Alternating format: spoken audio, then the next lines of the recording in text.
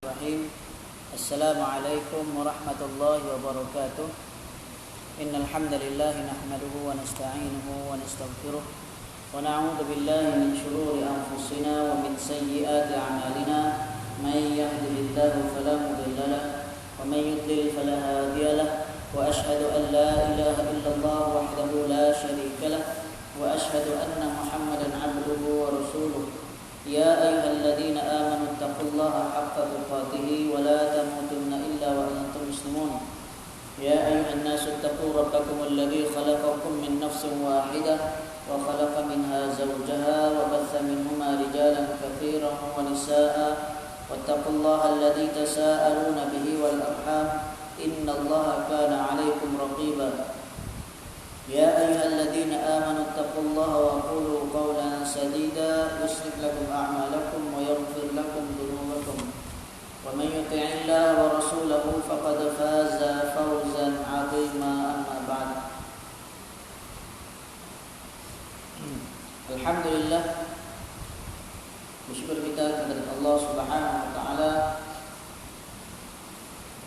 pada malam ini dapat kita meneruskan lagi kuliah maghrib, di mana kita masih meneruskan lagi kitab Asy-Syama'il Muhammadiyah karya Al-Imam Abu Isa At-Tirmidzi, Shahibus Sunan, pengarang kitab Sunan At-Tirmidzi, di mana pada minggu yang lalu kita baru saja selesai bab berkenaan kewafatan Rasulullah sallallahu alaihi wasallam, berkenaan kewafatan Rasulullah sallallahu alaihi wasallam.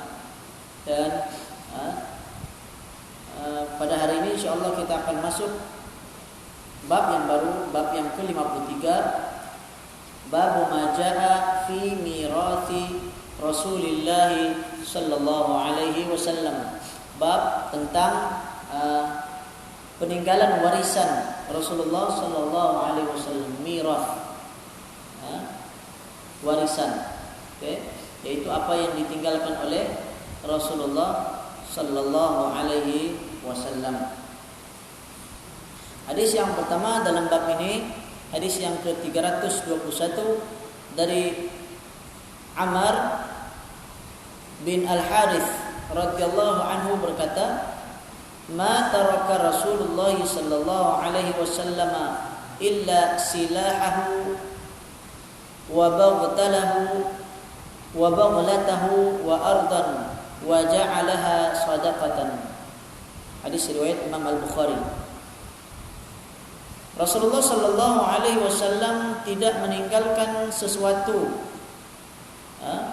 tidak ada yang Rasulullah sallallahu alaihi wasallam tinggalkan illa kecuali silahahu,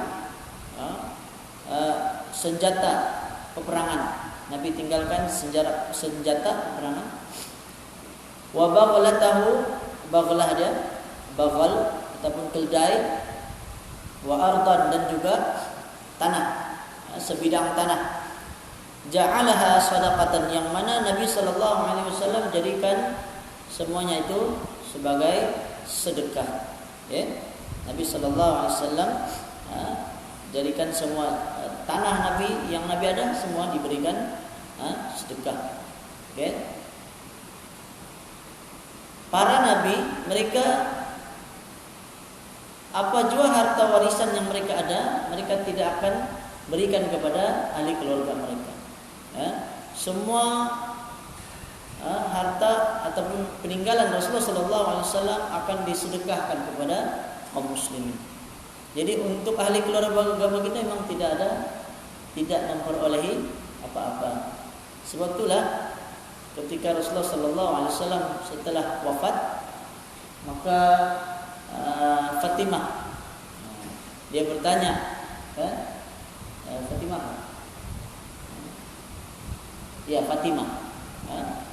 anak kepada Rasulullah sallallahu alaihi wasallam.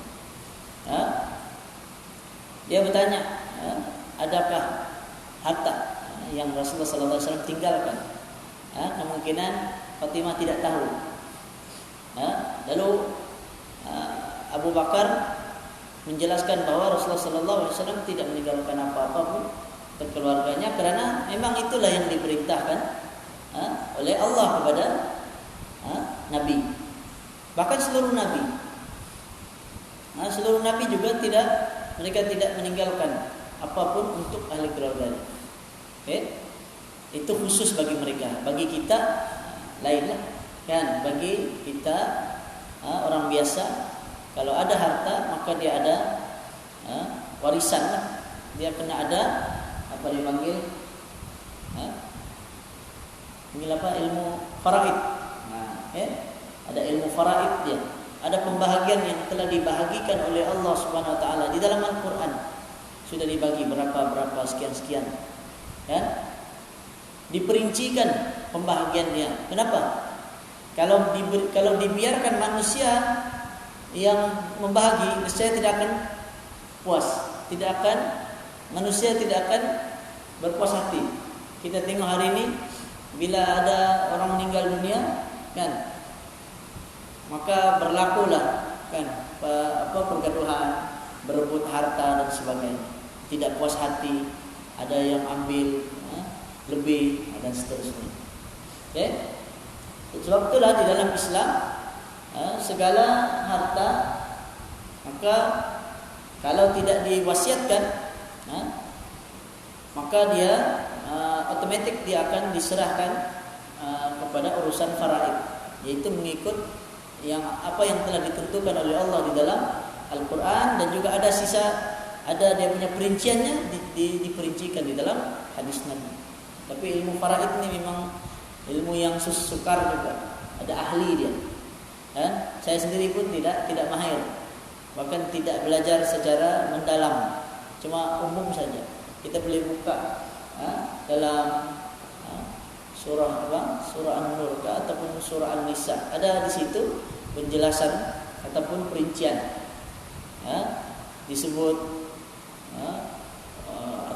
sulus, disebut rubu', disebut apa lagi, humus.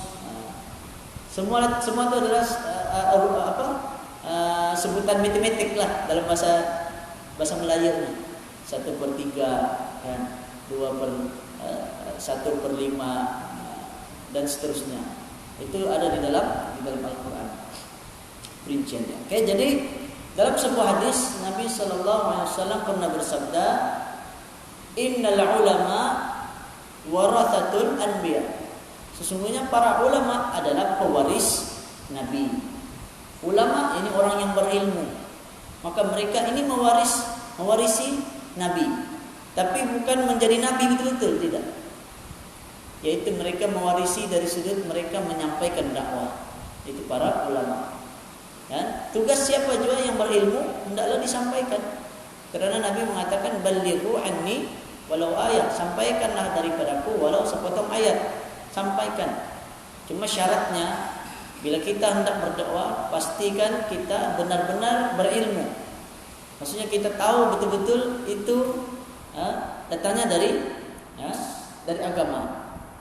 Bukan kita mengajar sesuatu yang kita belum pasti. Bila kita yakin ada dalam Quran, ada dalam hadis, maka itulah yang kita ajar, itulah yang kita sampaikan. Nabi kata, "Ballighu anni", sampaikan daripadaku. Artinya mesti pastikan ianya benar-benar datang dari Nabi. Kan?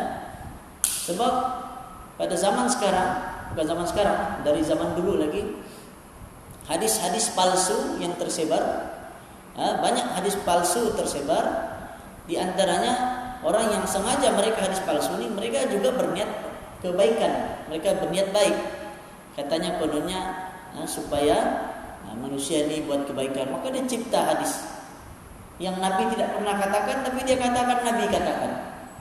Hukumnya adalah dosa besar. Nabi SAW melarang kita menyampaikan sesuatu yang bukan Nabi sampaikan. Maksudnya dia kata Nabi kata, padahal Nabi tidak kata. Paham? Nabi SAW bersabda, "Man kadzaba 'alayya muta'ammidan falyatabawwa maq'adahu minan nar." Barang siapa yang berdusta ke atasku secara sengaja, maka ambillah tempat duduknya yang telah disiapkan di dalam api neraka. Satu ulama mereka sepakat hukumnya dosa besar orang yang berdusta atas Nabi Muhammad sallallahu alaihi wasallam. Berdusta, apalagi berdusta atas nama Allah, lebih lagi lah. Kan? Berdusta atas nama Rasulullah.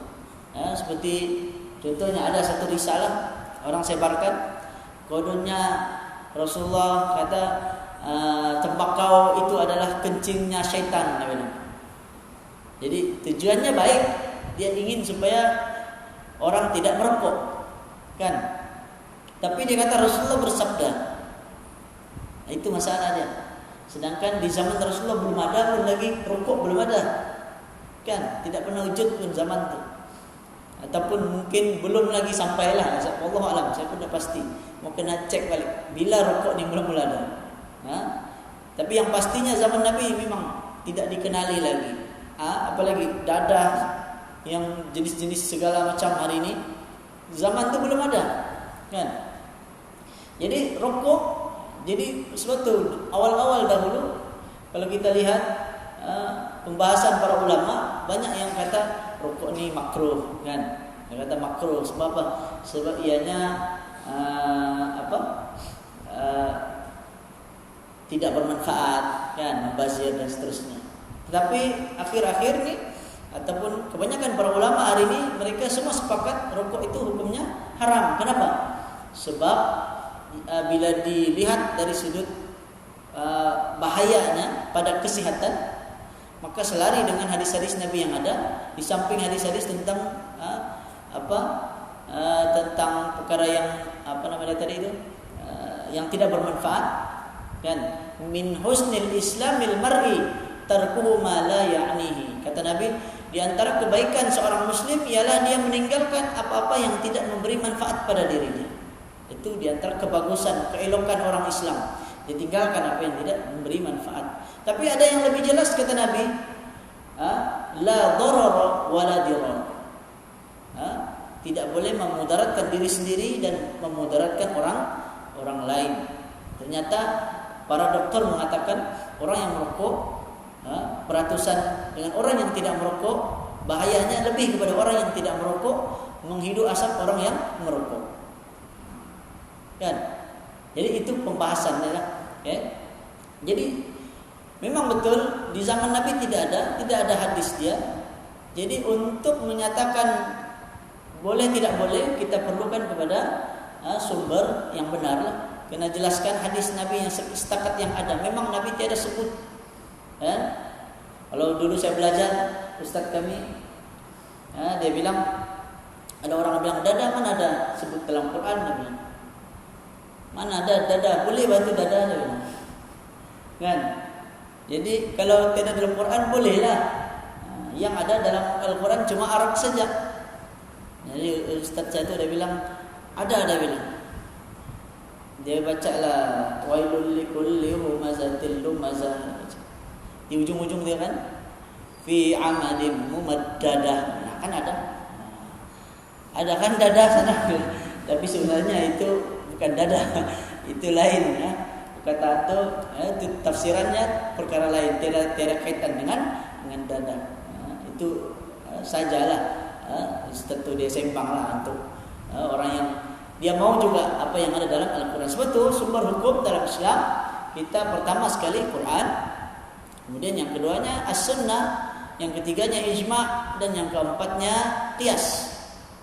Maka qiyas, jika tiada Quran, tiada sunnah, tiada dalam Quran dan sunnah, maka qiyas. Tiada juga dalam ijma', yang contohnya macam rokok, tidak ada ulama yang ijma' bersepakat tentang keharamannya, sebab zaman dulu belum ada. Maka akhirnya pergi kepada kaidah yang terakhir, yang keempat, yaitu cara qiyas. Qiyasnya apa? Kita analogi. Kita lihat persamaan sebab dia. Arak kenapa diharamkan? Sebab memabukkan. Maka dalam hadis Nabi ada menyebut setiap yang memabukkan adalah khamar. Kullu muskirin khamrun. Setiap yang memabukkan adalah khamar. Nabi sebut. Setiap apa yang memabukkan maka dia dikenali sebagai arak. Jadi apa jua yang memabukkan hukumnya adalah haram. Kembali kepada hukum arak, yaitu haram, yaitu kias. Dan banyak lagi kias ini perlu untuk zaman-zaman sekarang yang banyak benda-benda yang baru tidak ada, maka digunakan dengan kaidah kias untuk menentukan hukum hakam dia. Okay, kita kembali balik. Nabi SAW mengatakan, innal ulama warathatul anbiya wa innal anbiya lam yuwarrithu dinaran wala dirhaman. Kata Nabi, sesungguhnya para nabi, innal anbiya lam yuwarrithu, mereka tidak mewarisi dinaran wala dirhaman. Dinar tidak pula dirham. Dinar ni apa? Dinar duit emas. Dinar, satu dinar tu, satu shilling dinar tu mungkin 500 ke 800 lah, kan? Satu shilling. Jadi zaman dulu satu dinar. Satu dinar kita rasa macam murah. Satu dinar tu harganya tu lebih kurang lah. Dari 500 ke 800, hampir ke 1000 juga harganya. Itu untuk duit kita lah, kan? Duit kita. Artinya sebab dia duit emas. Emas tu, kalau emas yang tulen lagi, kalau satu biji bulat begitu sudah tentu mahal. Sedangkan rantai yang halus-halus tu pun, yang biasa kaum ibu kan suka beli, kaum wanita mereka suka kerana itu perhiasan bagi mereka. Bagi laki tidak boleh, bagi perempuan boleh mereka berhias dengan emas. Emas yang kecil-kecil itu pun sudah begitu sangat mahal, kan? Jadi dinar adalah duit emas. Jadi Nabi kata, para nabi, para anbiya ini nabi-nabi, seluruh nabi-nabi, mereka tidak mewariskan dinar wala dirhaman. Dirham duit perak. Duit perak. Jadi dia rendah sedikit dari duit emas. Wa innama yuwarrithul ilma, sesungguhnya mereka para nabi mewariskan ilmu. Mereka mewariskan ilmu. Ilmu itu apa? Ilmu itu apa? Ilmu sebagaimana disebut oleh tidak siapa Al-Imam Ibnu Al-Qayyim Al-Jauziyah mengatakan, al-ilmu ma qala Allah wa qala Rasul wa qala as-sahabah. Ilmu ialah segala yang difirmankan oleh Allah, segala yang disabdakan oleh Rasulullah dan apa yang dijelaskan oleh para sahabat baginda. Itu adalah ilmu. Selebihnya selain itu boleh tentu bermanfaat, boleh jadi bermanfaat, boleh jadi tidak bermanfaat. Tetapi seluruh apa yang ada dalam Quran, dalam hadis Nabi, kemudian dijelaskan oleh sahabat Nabi. Kenapa sahabat Nabi menjelaskan? Kerana mereka lah golongan yang menyaksikan Quran itu diturunkan. Mereka golongan yang menyaksikan bila ayat Quran itu turun, bila sabda Rasulullah hadis itu Nabi keluarkan, sehingga mereka lah yang lebih memahami maksud sebenarnya. Sebab zaman sekarang semua orang mengaku ikut Quran dan Sunnah, tapi macam-macam pahaman, betul tidak? Ada yang ini, tapi dia pakai Quran Sunnah juga. Yang ini pun Quran Sunnah juga. Kemudian yang ini mengaku ahli Sunnah wal Jamaah juga. Yang ini pun mengaku ahli Sunnah wal Jamaah juga. Apa rujukan kamu? Quran Sunnah. Tapi lain-lain. Satu tarikat yang ini, satu tarikat yang itu. Contoh, kan? Dia ada macam-macam pahaman. Sedangkan dalam Islam tidak boleh ada berbagai-bagai pahaman. Islam hanya ada satu. Islam sebagaimana yang diturunkan ataupun sebagaimana Nabi SAW amalkan. Itulah Islam yang sebenar. Satu saja. Nabi tidak suruh, Allah tidak suruh kita berpecah belah, buat kelompok sini-sini, masing-masing ada ketua. Tidak diperintahkan begitu. Tapi Allah perintahkan kita bersatu pada wa'tasimu bihablillahi jami'an wa la tafarraqu. Hendaklah kamu berpegang teguh dengan tali Allah, jangan berpecah belah. Jadi tali Allah itu apa? Agama Islam. Tafsiran tali Allah itu ada ulama yang tafsirkan Al-Quran, ada ulama yang tafsirkan As-Sunnah, ada yang tafsirkan agama Allah. Kalau dalam tafsiran pimpinan Ar-Rahman dalam kurungan Tali Allah itu adalah agama Allah. Okay? Jadi kita disuruh untuk bersatu padu, bukan bercerai-berai ataupun berpecah belah. Masing-masing ada kelompok. Sebab bila mana ada kelompok-kelompok, maka itu akan lebih mudah untuk menyebabkan berpecah belah. Bahkan itu merupakan salah satu di antara ciri-ciri orang-orang jahiliyah. Orang-orang jahiliyah dahulu, mereka ni memang suka berpecah belah. Mereka suka berkelompok-kelompok. Allah sebut dalam Al-Quran, wala takunu minal musyrikin, jangan kamu jadi seperti orang musyrikin. Minal ladzina hum jangan kamu jadi seperti orang musyrikin yang mana mereka tu di dalam agama mereka berpecah belah. Dalam agama mereka berpecah belah, mereka berkelompok-kelompok. Betul Allah kata, kullu hizbin bima ladaihim farihun. Setiap kelompok, setiap hizib ni parti. Setiap kelompok, golongan, mereka bangga dengan golongan mereka sendiri. Jadi ini kami punya. Jadi bila ada orang lain datang, tidak boleh macam gitu. Ataupun sudah ikut kumpulan kami, jangan ikut kumpulan itu. Ini diantara ciri-ciri ajaran orang-orang musyrikin. Ini yang dilarang di dalam agama kita, tidak boleh. Dalam agama kita, apa yang benar maka itu wajib kita pegang. Apa yang benar itulah yang hendaklah kita berpegang teguh dengannya. Tidak boleh kita meninggalkan kebenaran semata-mata mengikuti pendapatnya seseorang. Oke, jadi sikit lagi tadi hadis Nabi, lam yuwarrithu dinaran wala dirhaman, innama yuwarrithul ilma. Sesungguhnya para nabi itu mewariskan ilmu. Faman akhadahu, barang siapa yang mengambilnya, maksudnya mengambil ilmu yang merupakan warisan para nabi, akhadha bihadzin wafir, maka dia telah mengambil sesuatu bahagian yang cukup, yang sangat banyak, yang memadai. Macam-macam lah kalau kita lihat terjemahan, ada yang terjemahkan dia telah mengambil bahagian yang cukup besar, ada yang sebut dia telah mengambil bahagian yang mencukupi, atau dia telah mengambil daripada seluruh kekayaan. Maksudnya ilmu itulah harta yang sangat berharga. Pernah satu ketika dalam suatu hadis riwayat Imam At-Tabrani,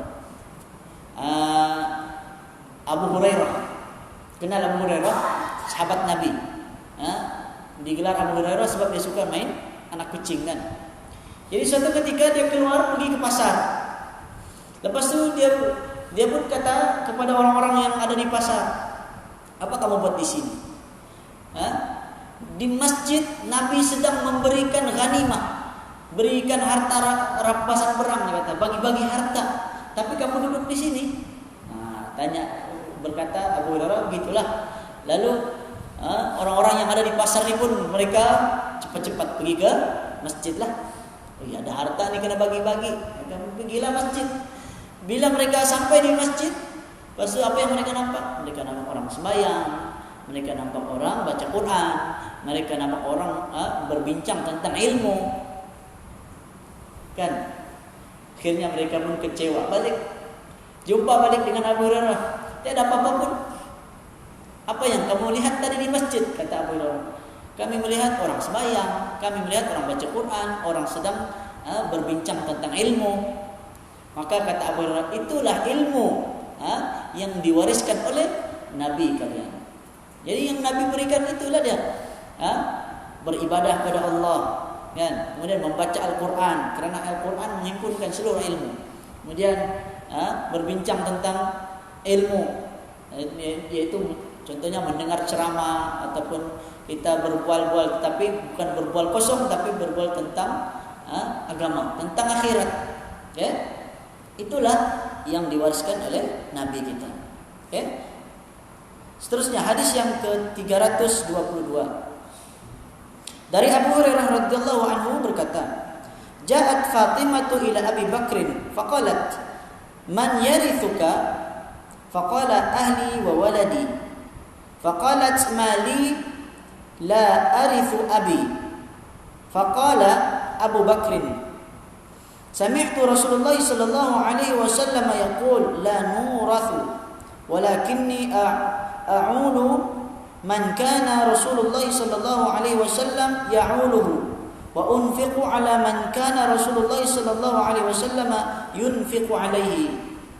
Hadis ini riwayat Imam At-Tirmidzi, hadis sahih. Kata Abu Hurairah, Fatimah datang menziarahi Abu Bakar lalu berkata, siapakah yang akan mewarisi tuan? Kata Fatimah. Fatimah ni anak kepada Rasulullah lah. Dia datang ziarah kepada Abu Bakar. Kemudian dia tanya, siapakah yang akan mewarisi tuan? Lalu Abu Bakar pun menjawab, istriku dan anak-anakku. Kemudian Fatimah pun bertanya lagi, mengapa aku tidak mewarisi harta ayahku, yaitu harta Nabi? Mengapa aku tidak mewarisi harta dari ayahku, daripada Nabi lah maksudnya? Maka Abu Bakar pun berkata, karena aku telah mendengar Rasulullah sallallahu alaihi wasallam bersabda, kami tidak diwarisi, yakni tidak mewariskan sesuatu. Maksudnya para nabi tidak boleh memberikan apa-apa warisan. Maksudnya warisan keduniaan. Tapi mereka sudah dapat dari sudut keturunan, kan? Mereka keturunan Nabi. Dalam sebuah hadis yang sahih, kata Nabi, aku tinggalkan kepada kamu dua, itu Kitabullah wa itrati wa itrati ahli baiti. Aku tinggalkan kepada kamu dua, yang mana dengan kamu berpegangnya kamu tidak akan sesat. Yang pertama Al-Quran, dan yang kedua adalah itrah ahli baiti. Maksudnya peninggalan daripada keturunanku. Maksudnya ahli keluarga Nabi sallallahu alaihi wasallam. Jadi hadis yang sahih sebenarnya. Tapi sebagian ulama ataupun sebagian golongan seperti golongan Syiah, mereka mengunggulkan hadis ini, lalu mereka menolak yang mana biasa kita dengar, Quran dan Sunnah. Taraktu fikum amrayn lan tadillu ba'di in tamassaktum bihima kitaballah wa sunnati. Hadis itu riwayat Imam Malik, tapi tiada dalam Bukhari, tiada dalam Muslim. Cuma riwayat Malik dan beberapa riwayat dari penyusun hadis yang lain lah, ataupun pengumpul hadis yang lain dari ulama yang lain. Jadi mereka mengatakan hadis itu tidak sahih. Yang sahih Quran dan ahli bait saja. Adapun ada lagi satu golongan, mereka golongan Quraniyun, golongan yang pakai Quran saja, hadis tak mau pakai. Itu golongan anti hadis. Kalau bahasa Arab dipanggil Quraniyun. Mereka ini tidak pakai hadis langsung, pakai Quran saja. Tapi mereka berhujah dengan hadis juga. Dia kata hadis kamu semuanya tidak sahih. Dia kata yang Quran dan Sunnah tidak sahih, Quran dan ahli bait pun tidak sahih. Yang sahih ada dalam riwayat Bukhari dan Muslim, yaitu aku tinggalkan kepada kamu yang mana kamu berpegang dengannya tidak akan sesat, yaitu Kitabullah. Nabi sebut berpeganglah kepada Al-Quran sahaja. Dia ada tiga riwayat. Ada tiga riwayat yang mana sebenarnya ketiga-tiganya saling kuat menguatkan antara satu sama lain. Kita tidak menolak salah satu darinya. Memang ada kelemahan dari sudut sanadnya pada riwayat Imam Malik tu. Tapi hadis itu dari sudut maknanya dan juga penguatnya sangat banyak dari hadis-hadis yang lain. Sehingga tidak, para ulama biasanya dia riwayatkan hadis itu mereka tidak bincang lagi. Sebab jelas dalam Quran pun sebut, jika kamu berselisih tentang sesuatu, fa in tanaza'tum fi syai'in farudduhu ila Allah war rasul. Jika kamu berselisih, maka kembalikanlah perselisihan itu kepada Allah. Ini kembali kepada kitab Allah Al-Quran. War rasul, dan kembali kepada Rasul, ini kepada hadis Nabi. Jadi berpegang pada Quran, Sunnah, insya Allah tidak akan sesat. Yang penting berpegang kepada tafsiran yang benar. Pegang Quran Sunnah saja tidak memadai. Sebab hari ini ada orang yang berpegang dengan Quran Sunnah, tapi mereka menafsirkan Quran dan Sunnah dengan akal mereka sendiri atau dengan hawa nafsu mereka. Mereka cipta satu amalan ibadah, lepas itu mereka berusaha cari dalil. Tak kisahlah sahihkah tidak sahihkah, akhirnya jumpa, lalu mereka mengunggulkan hujah tersebut. Mereka kata inilah hujah kami. Padahal kalau dalam Islam segala ibadah hukumnya adalah tauqifiyah. Apa dia tauqifiyah ni? Terhenti. Tidak boleh kita buat melainkan ada dalil. Ada dalil baru buat. Itu tauqifiyah. Kalau ada dalil baru kita buat. Tidak ada dalil maka tunggu dulu lah, kan? Jangan dulu kita memandai-mandai. Jangan bilang buat saja dulu, kan? Kecuali ada dalil tapi tidak pasti. Sahihkah tidak sahih? Contoh, kan? Kita ada satu amalan, satu hadis, kita tidak pasti sahihkah tidak sahih. Para ulama mereka berbeza-beza dalam berhadapan dengan hadis yang tidak sahih. Contohnya hadis dhaif. Kalau hadis itu dhaif, tidak terlalu dhaif, ada ulama yang mengatakan kalau sekiranya amalan tersebut ada sandaran daripada hadis yang sahih, maka kita boleh amalkan. Kalau dia hanya berbentuk fadail a'mal, suatu keutamaan amalan, dia kata beramal sekian-sekian dapat pahala sekian-sekian. Tapi amalan dia apa? Amalan yang ada disebutkan dalam hadis yang sahih, hadis yang lain, maka itu boleh. Itu maksud beramal dengan hadis fadail a'mal. Bukan ambil hadis yang dhaif, yang lemah, tapi tidak ada sandaran langsung dari hadis yang sahih. Terus ambil hadis itu, terus cipta satu amalan. Suatu para ulama ada yang mengatakan di antara amalan yang dikategorikan sebagai amalan yang bid'ah. Bid'ah ni apa? Satu amalan yang tidak dilakukan oleh Nabi lah. Tidak dilakukan oleh Nabi, kemudian tidak ada penghalang dari Nabi untuk melakukannya. Kemudian di amalan tersebut bertujuan untuk meniru syariat yang ada atau untuk menandingi syariat yang ada. Itu bid'ah. Itu tafsir ta'rifan yang paling lengkap, yang paling jelas, yaitu tafsiran yang disebut oleh Imam Asy-Syatibi. Imam Syatibi sebut ta'rifan bid'ah yang paling baik sekali. Adapun ulama lain ada yang membagikan, ada yang menerjemahkan bid'ah ini hanya sekadar tidak diamalkan di zaman Nabi. Kalau dia kata Nabi tidak amalkan, Nabi tidak pernah amalkan, maka sangat banyak yang Nabi tidak amalkan, tidak pernah buat. Zaman Nabi banyak. Contoh sekolah, kan? Pasang lampu, pasang kipas, naik kereta, semua tidak, kan? Kalaulah ambil semata-mata itu saja, maka banyaklah yang kita tidak boleh buat hari ini. Ini pun salah paham juga. Yang benar adalah maksud dia Nabi SAW mengatakan wa iyyakum wa muhdatsatil umur. Hendaklah kamu berjaga-jaga daripada perbuatan-perbuatan yang baharu.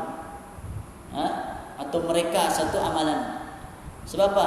Kita reka satu amalan yang baru tiada di zaman Nabi, maka ianya ditolak kata Nabi. Man amila amalan laisa alaihi amruna fahuwa raddun. Siapa yang mengamalkan suatu amalan yang tiada di zaman Nabi, tiada diamalkan oleh Nabi, tiada perintah dari kami kata Nabi, artinya dari agama tiada mengajarkannya, maka ianya ditolak, tidak diterima kalau kita melakukannya. Maksudnya amalan yang langsung tidak ada Nabi buat, kemudian tidak ada halangan untuk Nabi melakukannya, ataupun dibuat untuk menandingi syariat yang ada, yang itu memang tidak boleh kita lakukan. Itulah takrifan bid'ah yang sebenarnya. Jadi ini masalah bid'ah ini banyak khilaf dia lah. Perbahasan dia mungkin pada masa akan datanglah kalau kita dapat bincangkan insyaallah. Ya, jadi kita balik kepada hadis Nabi tadi. Kata Abu Bakar, kerana aku mendengar Rasulullah bersabda, la nurathu, kami tidak diwarisi, kami ini tidak diwarisi, maksudnya tidak mewariskan sesuatu. Maka Abu Bakar pun berkata lagi, jangan khawatir wahai Fatimah, kerana aku akan menanggung keperluan hidup orang yang ditinggalkan oleh Rasulullah sallallahu alaihi wasallam, dan aku juga akan menanggung nafkah untuk mereka yang ditinggalkan oleh Rasulullah sallallahu alaihi wasallam. Jadi Abu Bakar ditanggung apa yang ditinggal oleh Rasulullah, tiada lagi yang menanggung, maka Abu Bakar. Dia kata aku akan menanggung, aku akan memberi nafkah apa yang ditinggalkan oleh Rasulullah sallallahu alaihi wasallam. Jadi menunjukkan bahwa apa peninggalan Nabi? Peninggalan Nabi hanya ilmu sajalah, sebagaimana hadis yang kita sebut tadi. Nabi tidak mewariskan apa-apa yang Nabi ada tidak diwariskan kepada ahli keluarganya. Sebaliknya semua disedekahkan. Semuanya disedekahkan sehingga tidak ada bahagian untuk ahli keluarga Nabi. Hadis yang ke-323 ini bukan menunjukkan bukan untuk merendahkan martabat ahli keluarga Nabi, tidak. Ahli bait tidak. Bahkan ahli bait yang saya sebut tadi, Nabi sebut aku tinggalkan kepada kamu dua, yaitu Quran dan ahli baitku. Jadi ahli bait Nabi menjadi rujukan kepada kita. Kan? Mereka menjadi rujukan kepada kita. Apa jua tentang apa yang Nabi lakukan, ahli bait Nabi, mereka lah paling mengetahui apa yang Nabi lakukan, sehingga kita mewariskan ilmu daripada ahli bait Rasulullah sallallahu alaihi wasallam. Itu yang perlu kita fahami. Hadis yang ke-323 dari Abu Al-Bakhtari Sa'id bin Fairuz Al-Kufi berkata, Anna al-Abbas wa Aliyan jaa ila Umar yahtasimani yaqulu kullu wahidin minhuma li sahibihi anta kada faqala Umar li Talhata wa Zubair wa Abdurrahman ibn Auf wa Sa'd radhiyallahu ta'ala anhum anshudukum billah asami'tum Rasulullah sallallahu alaihi wasallam yaqul kullu mali nabiyyin sadaqatun illa ma at'amahu inna la nurathu. Maksudnya sesungguhnya, ini kata Abu Al-Bakhtari tadi, sesungguhnya Al-Abbas ni pacik Nabi. Pacik Nabi yang mereka ni yang memandikan Nabi ketika Nabi meninggal dunia. Ketika Nabi wafat, mereka inilah dan juga Sayyidina Ali, mereka inilah yang menguruskan jenazahnya Rasulullah sallallahu alaihi wasallam. Sesungguhnya Al-Abbas dan Ali datang menemui Umar pada waktu zaman pemerintahan Sayyidina Umar kerana berselisih pendapat.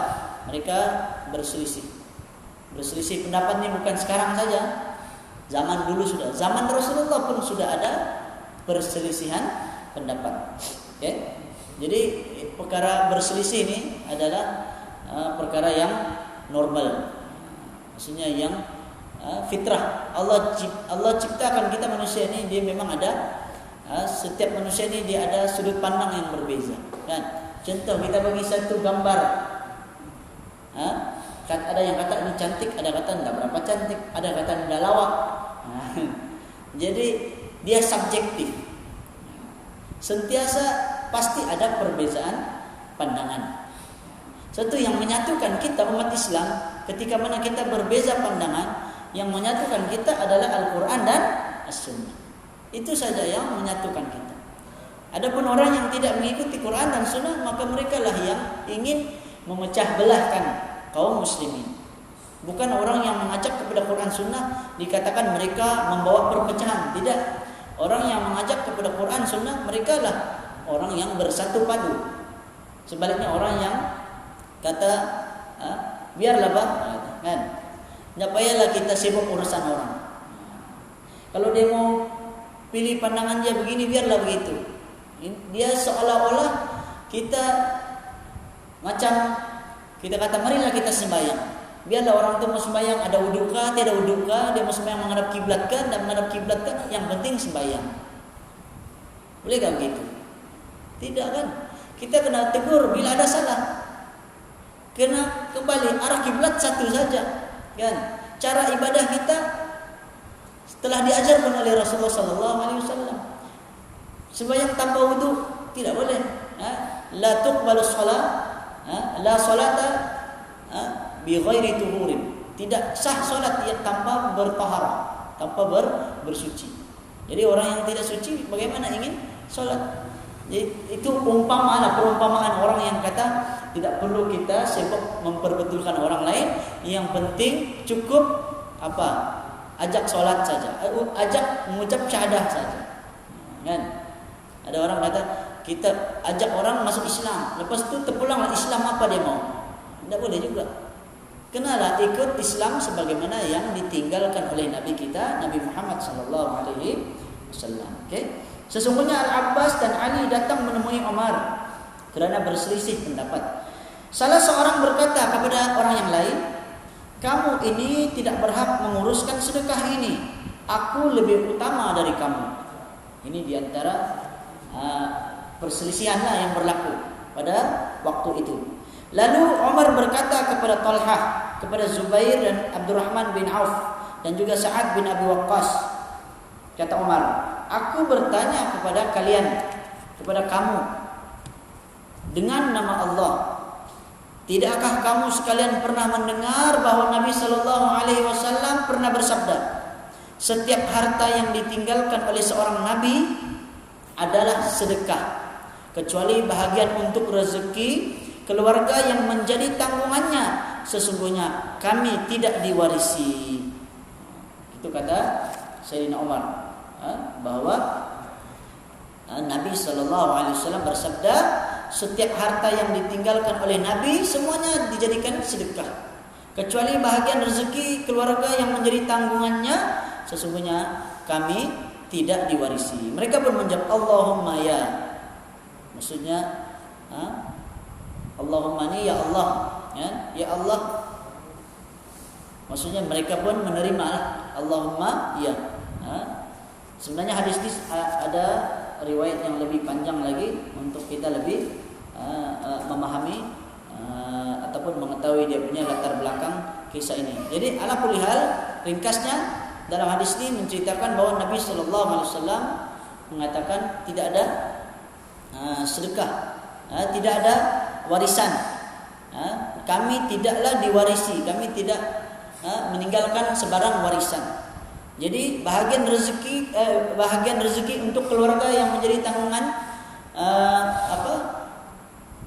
Nabi sallallahu alaihi wasallam, maka itu ditanggung oleh, seperti hadis yang sebelumnya tadi, Abu Bakar kata aku yang tanggung. Begitu juga ini Sayyidina Umar, dia menjelaskan tentang perselisihan yang berlaku sesama beberapa orang yang berselisih pada zaman pemerintahan Sayyidina Umar. Banyak sebenarnya kalau kita baca kisah-kisah pada zaman Sayyidina Umar, kemudian zaman Sayyidina Abu Bakar, zaman Sayyidina Utsman, memang bermula adanya perselisihan. Tapi kita dapat melihat bagaimana para sahabat ni mereka berusaha untuk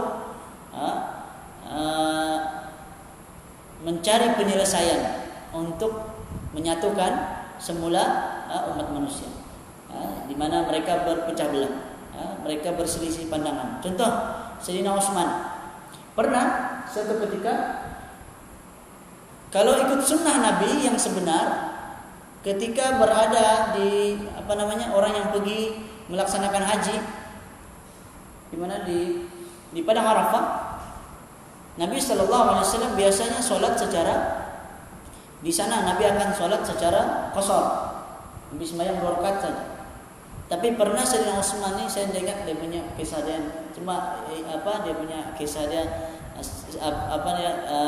sikitlah kisah dia tentang yang mirip-mirip, lebih kurang begitu kisah dia, yaitu Sayyidina Utsman dia sembahyang mengimamkan kaum muslimin, dia tidak sembahyang 2 rakaat, tapi dia sembahyang 4 rakaat. Sepatutnya sunnah bagi dia ketika itu dia melaksanakan secara qasar, tapi dia laksanakan secara tamam. Kenapa? Kerana dia mengingatkan umat Islam ketika itu telah begitu banyak, sehingga ada sebahagian dari umat Islam ada yang belum paham, belum tahu tentang sunnah Nabi. Jadi dia pun melaksanakan umum yang diketahui oleh orang ramai. Suatu ada riwayat Ibnu Mas'ud mengatakan al-khilafu syarr, disebut perselisihan itu sesuatu yang buruk. Jadi daripada berselisih, baik kita cuba usaha mencari penyelesaian agar manusia tidak berselisih. Cari satu kata putus. ataupun cari jalan mudahlah untuk walaupun terpaksa meninggalkan sesuatu amalan yang afdal. Kata para ulama, ketika kita berhadapan dengan satu situasi, kan, sekiranya kita berhadapan dengan situasi kaum muslimin tidak paham lagi, kalau untuk mengajarkannya memang mengambil masa, kan, maka dibolehkan kita ketika itu kita amalkan sesuatu yang tidak afdal, contohnya, yang tidak afdal, maksudnya yang bukan sunnah. Demi untuk mengelakkan mudarat yang lebih besar, yaitu umat Islam bergaduh. Itu lebih besar mudaratnya, itu lebih besar mudarat. Macam hari ini lah, kan, 2 menit lagi, sudah kali ini kan, sudah. Oke, saya habiskan lah. Apa sudah tadi saya lupa sudah.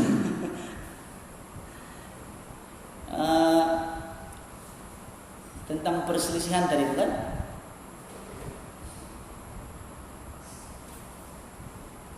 saya lupa sudah apa saya cakap tadi. Saya lupa sudah. Jadi insyaallah lah nanti minggu depan saya coba ingat balik tentang perselisihan tadi. Macam mana? Contohnya bila berlakunya perselisihan, kan, situasi. Kalau saya mau cerita saya takut jadi panjang lagi lah, kan. Contoh situasi kita hari ini banyaklah situasi. Contoh melihat anak bulan, baru saya ingat.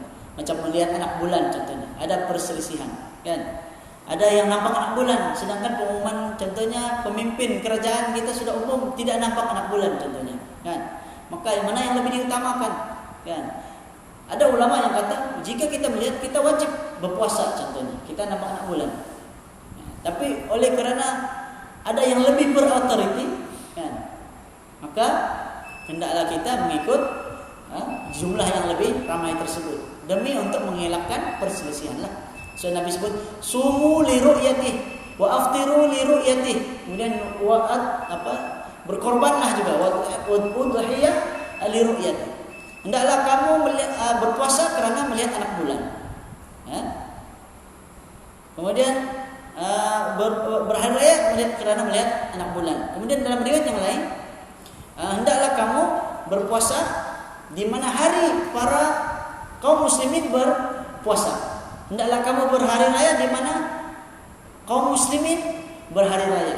Maksudnya mana majoriti yang melaksanakannya, maka itu yang kita lebih utamakan. Walaupun sekiranya kita ada hujah kita sendiri, maka tidak boleh kita melawan yang ramai itu untuk mengelakkan perselisihan yang lebih besar. Jadi insyaallah perinciannya, tapi insyaallah kalau saya tidak lupa lah, minggu depan mungkin boleh kita masuk sikit-sikit berkenaan perselisihan.